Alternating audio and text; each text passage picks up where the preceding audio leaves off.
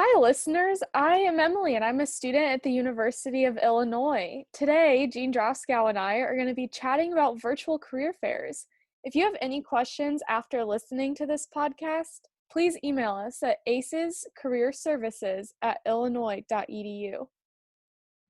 Hi, everyone. Thanks for listening. We hope to fill in some gaps that you may have about virtual career fairs. To put you at ease, virtual career fairs are essentially like traditional ones, where employers are seeking talented students and students are seeking opportunities. The only difference is the environment. It's virtual instead of in person. Okay, I get that they have the same purpose, but what does a virtual career fair look like? Emily, that's going to depend on the platform. Virtual career fairs can feel similar to online discussion chat boards, or they can be like live meeting sessions where employers can schedule the meeting in advance and talk via online video. For the online discussion board type, after you log in, you can choose to enter various rooms within the virtual career fair. Each room houses a different employer participating in the fair. When you enter a virtual room, the employer receives a notification. At that point, a representative from the employer will greet you via chat function.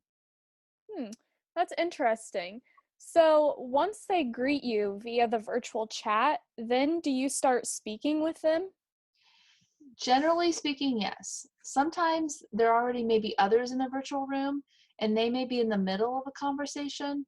So you can choose to chat privately with an employer where you can ask about their culture and what's expected from their new employers, sorry, from their new employees, details about their organization, about your qualifications.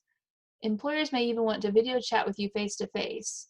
So check to make sure that you don't have a video chat invitation, or you can ask if they have chat ability, if they have that video conferencing ability. Okay, that sounds good. But how would we get started in a virtual career fair? Okay, this is very important. You want to register ahead of time. Hmm. This allows you to review the employers that are participating in the virtual fair. The next thing you need to do is test your devices and your Wi-Fi. Be sure to download any necessary software for the fair and consider using headphones to ensure a quiet and quality conversation. Now, this one may sound odd, but wear a professional outfit, even though this is virtual. You may interact with employers at a virtual fair through chat rooms. However, some may want to talk to you face to face, like we mentioned earlier. So, to make the most of this situation, be sure to look professional and presentable. So, speaking of looking presentable, I noticed in some of my virtual classrooms that people have been using different backgrounds. How do you even do that? Aha, this is a professional tip. Go to settings, in meeting advanced, and then enable virtual background. This is relevant for Zoom. And then while you're in the Zoom meeting, you can find a choose virtual background button on the video setting tab located on the left bottom. That's really cool. Um, so another question, once you log in, what is the next step for the virtual career fair? Okay, the first thing is you got to be prepared to put yourself out there. At virtual career fairs, you need to make sure you exert yourself to make connections.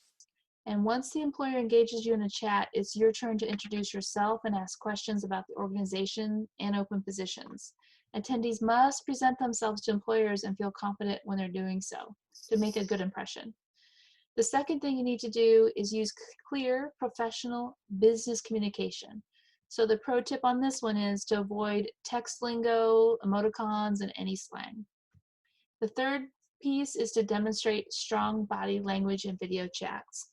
On camera, you want to make sure that you hold eye contact with the employer. So make sure that you're looking at your camera and not necessarily at your computer screen because your camera may not be at the same position. You need to speak clearly and avoid slouching. Keep hand gestures to a minimum so you don't distract the person that's watching you, and make sure you smile and appear friendly. So my pro tip on this one is I recommend if you're using a laptop, place it on a box so that the camera is at eye level and that it's not too low or not showing you the ceiling tiles. The fourth advice I have is to make sure you ask for next steps and or contact information. You can offer them your resume, just don't be offended if they refuse because of applicant tracking systems. Many times employers aren't allowed to take resumes until you have applied for a job with them. So if you can get their contact information, you want to make sure that you can reach out to them afterwards because you can stay in touch with the recruiter after the fair. Okay, at the beginning, I know that you said virtual career fairs are just like traditional face to face fairs. So, should I still be sending a thank you afterwards?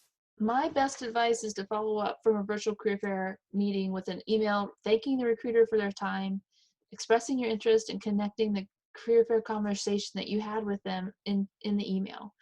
Alternatively, you can invite the recruiter to connect via LinkedIn with a note saying, I enjoyed meeting you at the virtual career fair today, so they can remember who you were. Thank you for all of your tips today, Jean. Do you have any last little bits of advice? Well, I think I would keep in mind that the employers participate in career fairs because they're looking for good employees. And whether you join a virtual fair or attend an in-person fair, you need to prove to the employer that you are a potentially great employee. So make sure you follow the tips that we discussed to ensure your success.